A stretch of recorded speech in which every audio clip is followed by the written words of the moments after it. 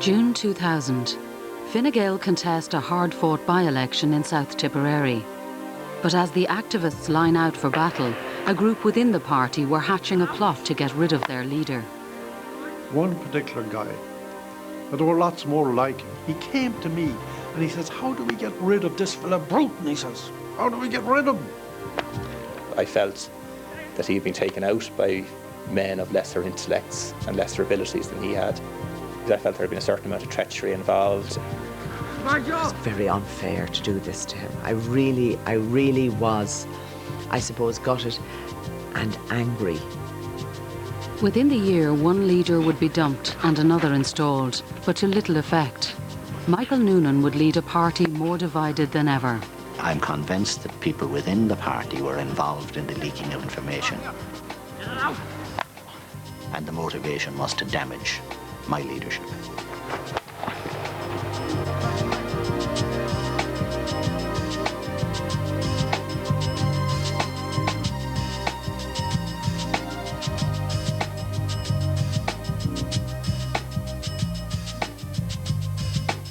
In June 1997, after just 2.5 years in government, John Bruton's rainbow came to an end. A gain of 9 seats in that summer's election wasn't enough to keep Fine Gael in power, and Bertie Ahern's precarious coalition proved surprisingly stable. I think there was a significant shell shock. I think in the early stages of that government, people looked at the ragbag of independents that were propping up the government and said this thing won't last. But I think it became apparent within probably the first 12 months that it would probably last and go 3 or 4, as it turned out, 5 years. Being leader of an opposition party is a terribly hard job. You know, your good performances seem to be quickly forgotten and your flaws tend to be cast up in front of you an awful lot. That John couldn't address the problems of the party, that he saw himself and the party as literally inseparable, and you just couldn't deal in a reasonable way with these sort of issues at front bench level or indeed in personal discussions with him. Adrift in opposition, the party's cherished reputation for honesty and integrity was also under attack. Michael Lowry, the party fundraiser whom Bruton had appointed to cabinet, was in 1997 called before the McCracken Tribunal. His financial dealings with businessman Ben Dunn were, it discovered, designed to evade substantial amounts of tax. It was a very traumatic experience, a very difficult experience for my family, for myself personally, for John Bruton in particular, and for the Fine Gael party. I had a fantastic relationship with John Bruton, and I knew that he was hurting, and the fact that he was hurting hurt me. Lowry's involvement at the highest levels within the party opened up embarrassing investigations into Fine Gael's finances. His decision as minister to award a mobile phone licence to party donor Denis O'Brien is still under investigation and could yet prove devastating to the party. John Bruton sat in the public gallery listening to... Certainly, I'm sure even John Bruton at this stage would acknowledge that appointing Michael Lowry to government was a major mistake. And that particular appointment has, I believe, done huge damage to the Fine Gael party up to this very day. In late 2000, with the party fading in the opinion polls, John Bruton needed a bold initiative to revive Fine Gael's flagging morale. When I think of the Celtic snail, I suppose it was it's like drink, just another huge disaster. The Celtic snail was meant to represent the downside of the Celtic tiger. People were richer, but had their quality of life improved? For many, though, Fine Gael was the Celtic snail. I remember going to John and saying, "John, there's a danger, you know, that the head on that snail could change and that your head could be put up on it." Genuinely, when I saw that Celtic snail, I thought that some smart aleck in a graphics company who had Fianna Fáil family connection and decided to do a wind-up on Fine Gael. I thought it was bizarre. I thought it was a very badly organised campaign. But when it was presented to the front bench, I asked, was it for decision purposes or were we being informed?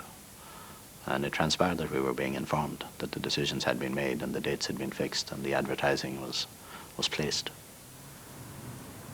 It's fair to say Michael was quiet, and he wasn't really participating much in the sort of leadership of the party. I mean, normally the party spokesman on finance would be very much kind of upfront and working with the leader. It hadn't escaped John Bruton's attention that the Celtic snail wasn't the only issue that Michael Noonan had a problem with. Well, you pick these things up, you can see that people are, shall we say, not as forthcoming at meetings, not as much engaged in the team process, being sort of reticent and quiet and hanging back when they ought to be contributing. A group was beginning to form around Michael Noonan, largely comprised of disgruntled backbenchers.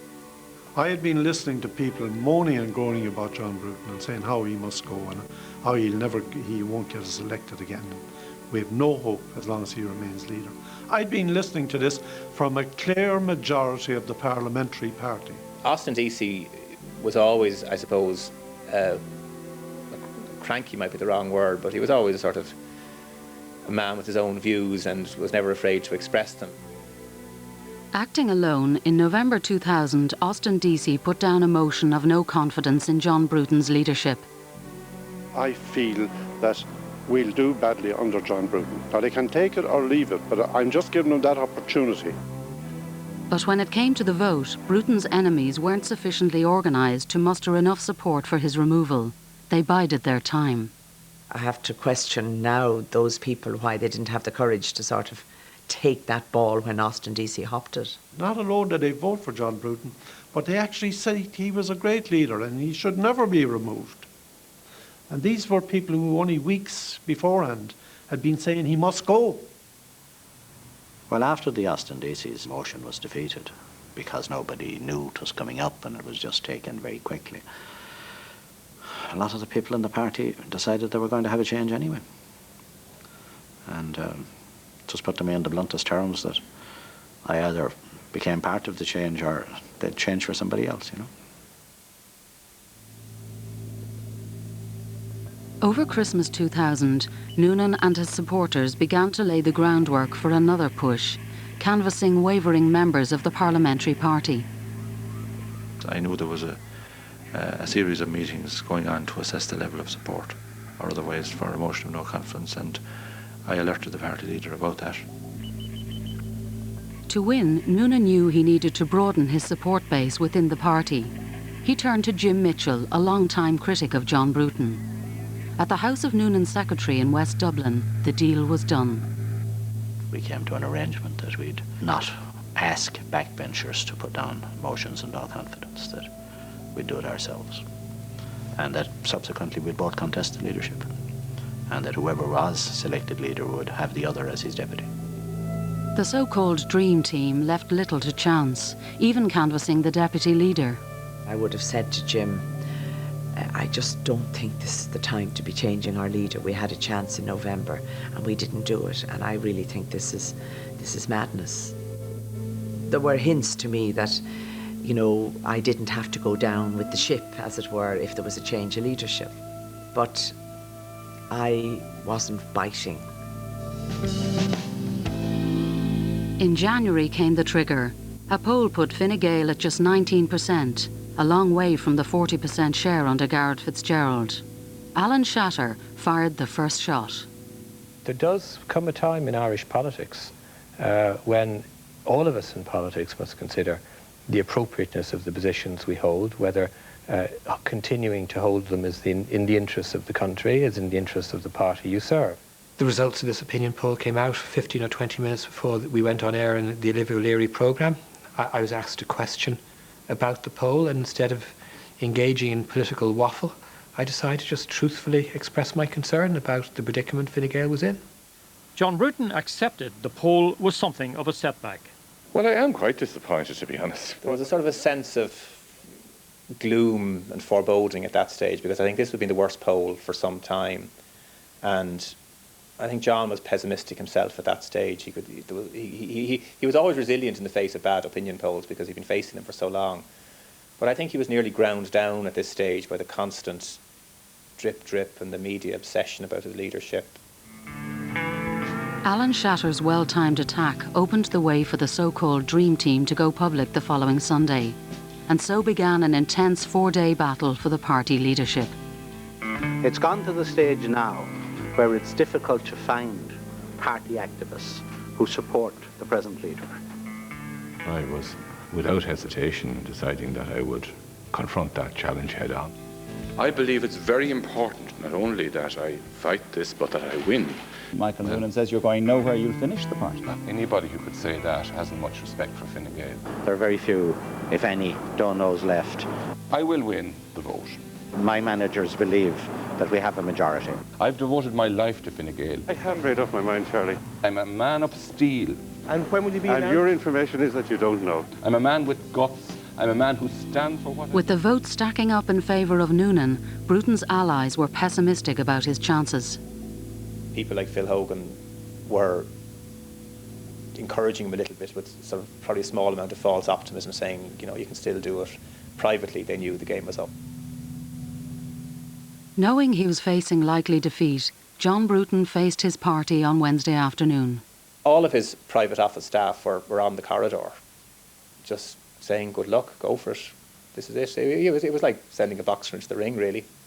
And I think privately we knew it was an uphill struggle.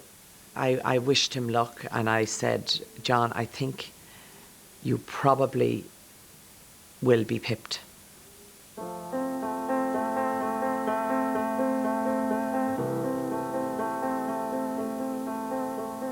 It was like a good old-fashioned Fianna Fáil parliamentary party when George Colley and Charlie Hoy were fighting it out.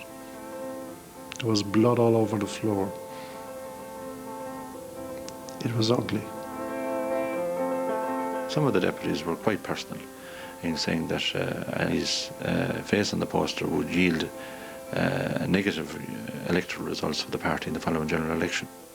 I indicated that I felt it was time for a change, that I felt we needed a new man or woman at the helm. Really, there was nothing being offered. There was just let's make a change, as if in some sort of magic way making a change was going to, on its own, do something.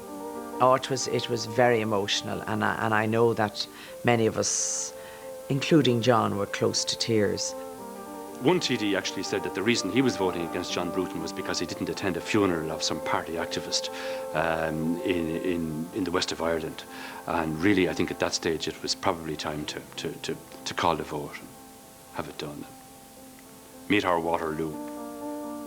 Following a vote of no confidence in my leadership proposed by Deputy Jim Mitchell and seconded by Deputy Michael Noonan, which was carried in a secret ballot, I have resigned as leader of the Fine Gael party.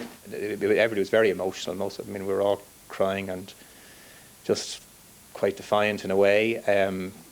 We had a few drinks. John was quite dignified in it, more so than most of the people around him were. Then I went home and I got a big hug from my wife and kids. The girls were there. Matthew wasn't there at the time. And that was it.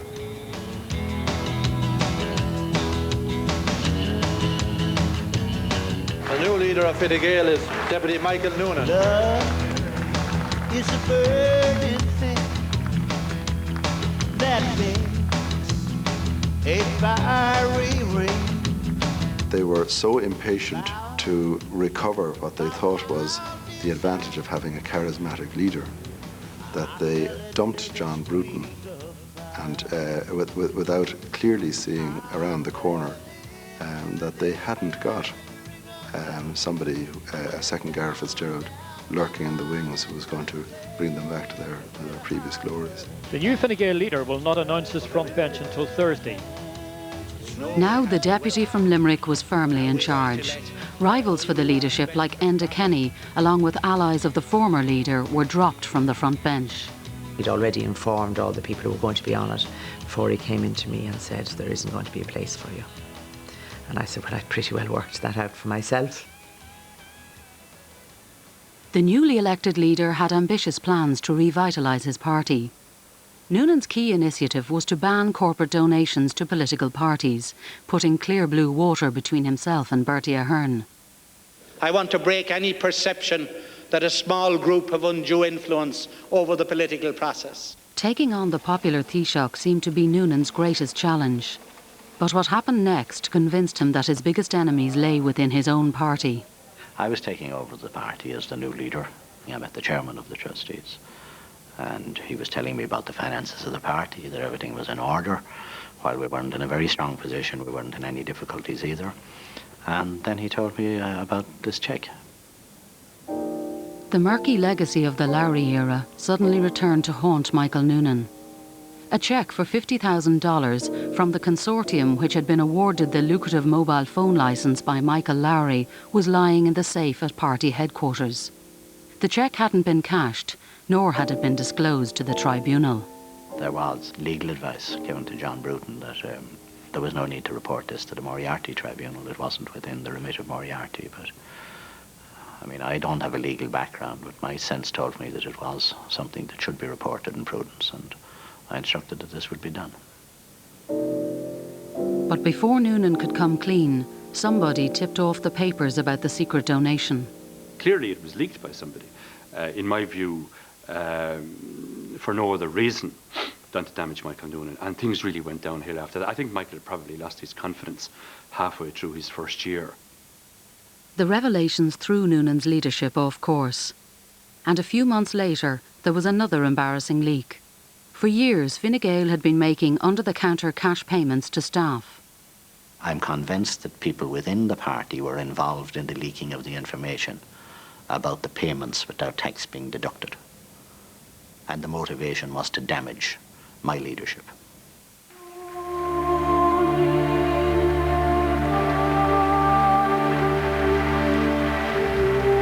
With his leadership under attack, Michael Noonan retreated behind a barrier of trusted aides. Michael Noonan became very remote after he took over the leadership, which was surprising because Michael Noonan had always been accessible. I don't think he was close to anybody on the Fine Gael front bench. I think that was the problem. He wasn't on close terms with his deputy leader, Jim Mitchell. The attendance at parliamentary party meetings died off too. Rather than it being lifted by a new leader, I think it actually began to die off again. And Michael Noonan leaving the podium and walking down. As the months ticked away to election 2002, another problem from the past returned to haunt Michael Noonan. A decision he had made years earlier as Minister for Health was about to catch up with him. Could her solicitors not, in selecting a test case from the hundreds of hepatitis C cases on their books, select a plaintiff in a better... In 1996, Noonan had been widely criticised for allowing state lawyers to aggressively pursue a woman dying from hepatitis C. If we are to review the conduct by the state, have not the solicitors for the plaintiff a case to answer also? I can't listen to this. Now, in January 2002, a drama based on the events was being aired on RTE. The Minister's statement is disgrace and an insult, not least to the memory of Mrs McFadden. He will have to apologise or resign. The portrayal of me was fiction. It wasn't in accordance with the fact. Even the events portrayed, some of them didn't happen at all, and others were twisted and distorted to show me in the worst possible light. I thought it was a very unfair piece of broadcasting. But if I put that to RTE, even today they'll say, but Michael, you understand drama. Drama is different from documentary. Things don't have to be accurate in drama. We do things for dramatic effect, which are not necessarily true. So they're saying sorry, that they give me money and it'll all be forgotten, is that it? They also say that if we proceed with our case for aggravated and punitive damages, and if you lose, they'll chase you for those costs too. And I thought it was an outrageous decision to put that out so close to an election. On the other hand, I don't believe it had an electoral effect. It had an incredibly negative effect on women, and the feelings that it aroused in them was a mortal blow, particularly for Michael Noonan and also for the party in an election year. It was beginning to look like Fianna Fáil and the PDs would run away with the election. But the coalition partners were exposed on one vital issue. It was blindingly obvious to anyone who knew how to add and who had any interest in the country's finances that the government had let things slip horrendously. I would have advised Fine Gael of this privately and said, you have a role, not unlike what was there in 1981-82, of being one step ahead of the game and telling the people the simple, raw truth. But Noonan ignored the advice. Rather than attack the government's overspending, he tried to buy votes by promising to compensate Eircom shareholders who had lost money. I was absolutely shocked. It was utterly counter to everything that I believed. It was utterly counter to everything that I thought Fine Gael was in favour of. And it was, I think, a crystallising moment in many people's minds. It was extraordinarily unwise. Noonan's Eircom pledge also came as a surprise to even his closest advisers. Regrettably, it has happened on a number of occasions that my advice has been given after the fact because I wasn't consulted beforehand. Isn't that a diplomatic answer? They didn't do the job they should have done. I think that they had a duty to expose the mess that had been made of our finances by Charles McCreevy. They chose not to do so, and instead to promise, like Fianna Fáil, more money for this, that and the other. The Eircom pledge appalled many Fine Gael supporters, and Jim Mitchell was about to compound the error. Without telling Noonan, he announced that taxi drivers who'd lost out during deregulation should also be compensated. Jim Mitchell started announcing various schemes like, compensating the taxi drivers. Just the complete antithesis of what Fine Gael was supposed to be about economically. And I think the two men, well, if they didn't fall out exactly, there was certainly a big division between them, which led to Mitchell being sidelined for the duration of the election. I think that we have to look back on the situation regarding the late Jim Mitchell in hindsight, and that's how everybody knew that he wasn't a well man. He was major responsibilities and working exceptionally hard. So he floated a lot of ideas in the run-up to the general election, and there was a number of disagreements at front bench meetings about these issues. Which of you has the X factor more? What does X stand for?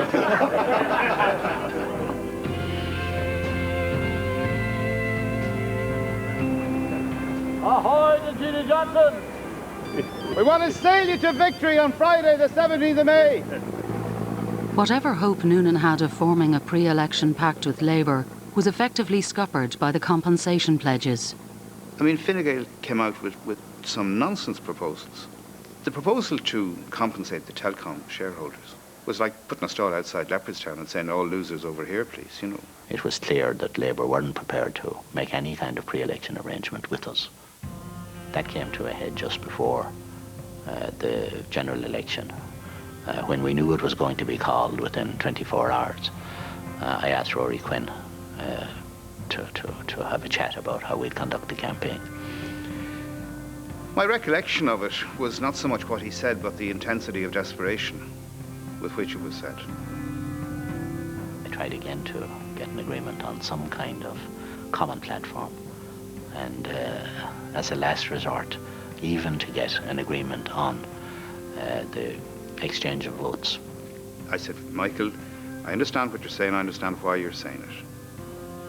But we have a position, we have a policy platform. I want to try and get a mandate for this from the Irish electorate. I don't want it submerged in fudge. So I said, Rory, the result of what you're saying to me is that neither you nor I will lead our parties by Christmas. Wish to inform the House Count Coily as a matter of courtesy that I intend to proceed to Arsanuteron at 9 a.m. tomorrow morning to advise the President to dissolve Dáil Éireann and to summon the incoming Dáil to meet. We'll be in government in about a fortnight.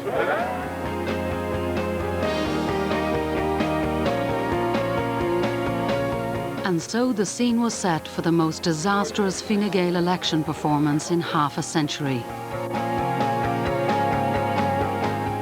Well, I remember there was one point when I was following Bertie around the campaign trail. I was going down the high street of some town, and Bertie almost knocked me over in his drive to get from one side of the street to somebody he needed to shake. He was, like, incredible. Noonan, it was like a stroll in a country lane. It was just nice and quiet, and after lunch one time, Noonan just went for a walk beside a pond where there were ducks, Like this was in mid-campaign. calm it certainly wasn't, however, as Mr Noonan arrived to canvass in Boyle, County Roscommon. One of the lowest points was the incident in Boyle. It was done at a time and an occasion where it got full coverage from photographers and cameras, and obviously some people were aware that it was going to happen. He'd just begun his walkabout when a young woman smashed a custard pie in his face. They were all low points. I normally have my dessert after my chips. Certainly what came out on the 6 o'clock news that evening and the way Michael Noonan recovered from it was admired by people. People weren't attracted to Michael Noonan as the leader. And they were saying, ironically, they were saying, why did you change your leader from John Bruton to Michael Noonan? He hasn't done any good and he hasn't changed the party. Instead of playing to his strengths, which is a tough, no-nonsense guy, they tried to transform his personality into like some sort of monk. He was going around the place with a beatific smile on his face and a soft voice, and it didn't fool anybody for a second. Michael Noonan wasn't connecting with the public, and the polls reflected it. Fianna Fáil seemed to be on course for their first overall majority since 1977. A friend of mine said to me one night in a bar, he says, Fianna Fáil or beer, and Fine Gael or wine. The beer thing is that they're where people are, and that's where they're capturing the mood, or somebody that is advising them is out there at least. And we seem to be that couple of years late with the ideas that have been brought to us at election time. Now, after years of economic growth, the electorate were turning against the opposition, and the Progressive Democrats were about to become the real beneficiaries. The posters that we put up on lampposts were a single-party government, no thanks. That was a very simple, clear message at a time when people were making up their minds as to what kind of government they were going to choose. Fine Gael were effectively the political wallflowers of the election. You wouldn't need to be Einstein to work out that a lot of mobile votes in Ireland were likely to abandon Fine Gael. We're ready. We're ready as we have never been before. We have the vision, we have the policies, we have the people, we have the organisation. We are going to win this general election. Garamila Margaret Valair.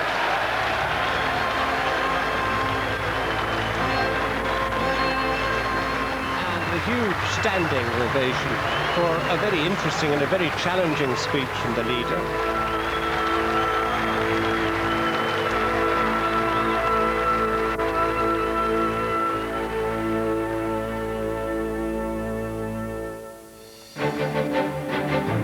Today truly is the big day when we find out just who are the winners and losers in this general election. But of course, we already have had the first 12 TDs elected to the 29th Dáil, thanks to 3 electronic counts. The count centre was an absolute disaster. And when we were getting near to the end of the count, they said, would the candidates please come up? The cameras were all trained on us and on John Fitzpatrick, and he announced the 4 people who got elected. Trevor Sargent, Sean Ryan, Jim Glennon and G.B.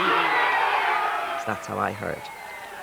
I just put my hand up to my eyes, and Sean Ryan put his arm around me, and I just sort of the cameras started to flash. I didn't burst into tears or anything, but I just felt a kind of weakness, and I just heard a gasp.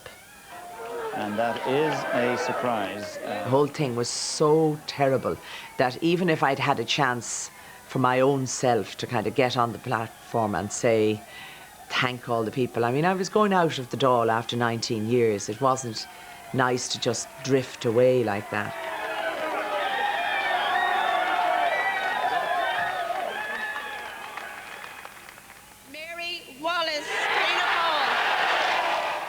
I was listening to the radio, the results came in. I knew immediately that we were going to have a very bad day the following day. Charlie Flanagan's vote is down by 3 or 4 percentage points. Despite that, he should be safe. I was up early on the morning of the count, not having slept all that well, I might add, having seen Nora's Nora's demise in Dublin North. And the boxes were opened at 9 o'clock. I didn't go down to the count centre, but I got a phone call at 9:10, and I heard on the radio, I think at 20 to 10, that I wasn't doing well in rural Laois. Of the vote. Now that's 4 of the 5 seats, and we haven't yet mentioned Fine Gael. Their vote has collapsed, it seems, to a historic low of around 15.5%. That Fine Gael sitting TD Austin Curry will not be returning to the 29th.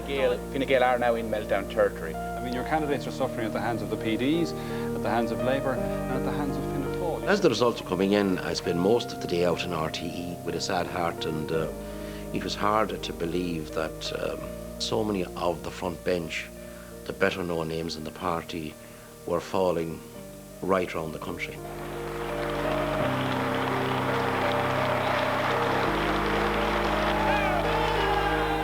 I didn't think in the end, you know, before the count happened, that I would actually lose my seat. I got gazumped to an extent by the electorate. They implemented the decision for me a few years before I had intended to do it myself. But exclude Mr. Jukes, and I deem Mr. Jack Wall to be elected.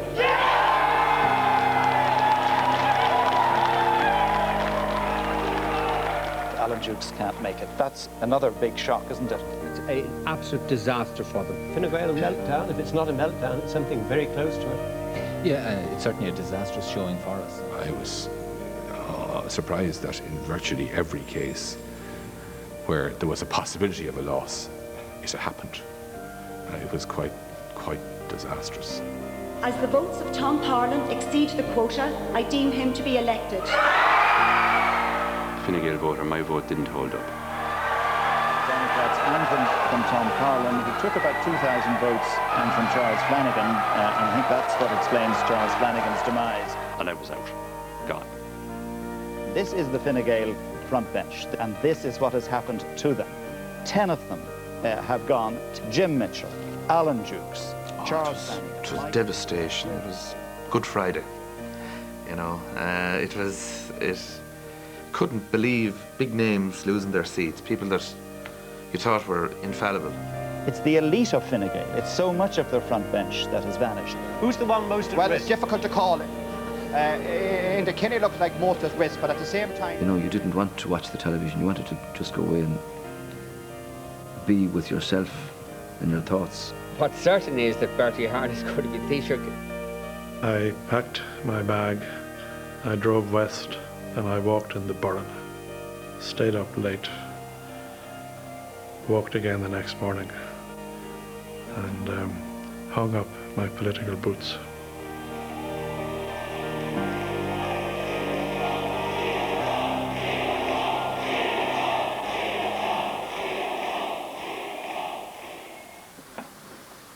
I was made leader on the basis that I would rescue the party. So I didn't. So I thought the consequences were obvious.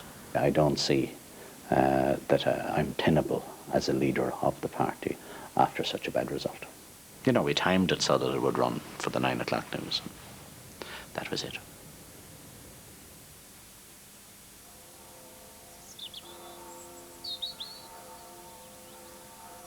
By the Sunday, there had been dead Fine Gael bodies all over the shop, and no real explanation.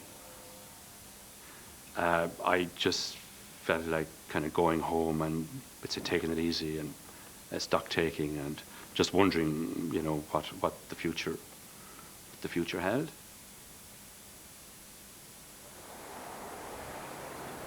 Since the 2002 meltdown, Michael Noonan's successor, Enda Kenny, has been touring the country trying to revive Fine Gael's fortunes. You know, it's very difficult in politics to get people to rise up and be motivated shortly after a campaign that was, as I said, such a hammer blow around the country. Politics is a rough business in Ireland. It's a very rough business, and it's a 20-hour day, and you just never know what's going to happen. People should be able to get into our city centre from Lucan, to leave at 8:30 and be at their desks by 9. I just think the quality of life for our children is going to be greatly diminished. Rail, road, schools, amenities and facilities. That's precisely the problem. This is where the real battle is for Fine Gael. urban areas like Lucan, where support for the party has dwindled since the 80s. In 1982, Fine Gael won 23 seats in Dublin. 20 years on, they held just 3. We did a major report on the internal structures of the party. I hope this week to announce the formation of a Dublin task force. What we said to the party is there are a lot of things you have to do, and if you do them, there is a great prospect of success, because windows of opportunity are about to open up very significantly in society for Irish political parties. But if you don't, if you do not begin to understand the true dynamic of what's happening around you and what's happening to you, you have nowhere to go but down. Thank you very much indeed. Thank you. For Enda Kenny's reforms to succeed, he needs to project a clear vision of what his party stands for. Fine Gael policies have been veering from left to right and back again for over a decade. The Green Party stands for ecology, the environment and all that. And we know Sinn Féin stand for the Labour Party. So is there any slogan? Fine Gael's my slogan for Fine Gael is that we stand for a fairer Ireland where opportunity exists for everybody. Where are you? Are you Christian Democrat? Are you Social Democrat? Are you in the centre? Where are you? Fine Gael are lined up with the European People's Party in Europe. That is a Christian democratic movement. Half of them describe themselves as Christian Democrats and the other half describe themselves as Social Democrats. And these two labels seem to mean something to a lot of people in Fine Gael. But in the rest of Europe, the distinction between Christian Democrat and Social Democrat is obsolete. It's dead. Fine Gael is in a marketplace which is with a product which nobody wants, because it doesn't have a product, really have a product that's unique. Like, if the public wanted some kind of left liberalism, it would vote Labour. If it wanted central liberalism, it would vote Fianna Fáil. If it wants conservatism, it will vote PDs. Fine Gael are surplus to requirements because they don't have a definite policy in anything. At a special delegate conference in February 2003, the new leadership attempts to fill that policy vacuum. The party is using the breathing space before the next general election to radically rethink the issues that could make it a relevant political force again. I think there is. Unfortunately, I think politically we've been in denial when it comes to alcohol and alcohol abuse in the country. 80% of street violence. At the party's first election test since the 2002 meltdown, there were some welcome signs of hope. Fine Gael increased its share of the vote to a respectable 27% in the local elections and won 5 European seats. So actually, Fine Gael is an exciting and a very good place to be right now. And there's no other political party that has this similar experience. And the world is there to be conquered. I mean, there's a new Ireland to be created. That's what we're discussing at Front Bench right now. Long-term advisers believe that Fine Gael should be making the most of the opportunities to attack the government.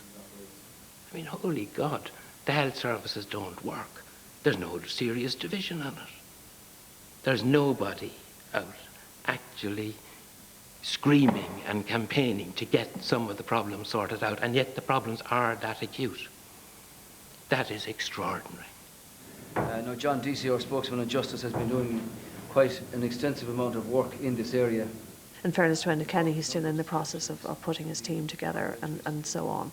But I don't sense that they have come up with, you know, the equivalents of Fianna Fáil and the PJ Mara, the Martin Mackens, who are very ambitious men themselves. We've detailed different front bench members to come forward with action programmes.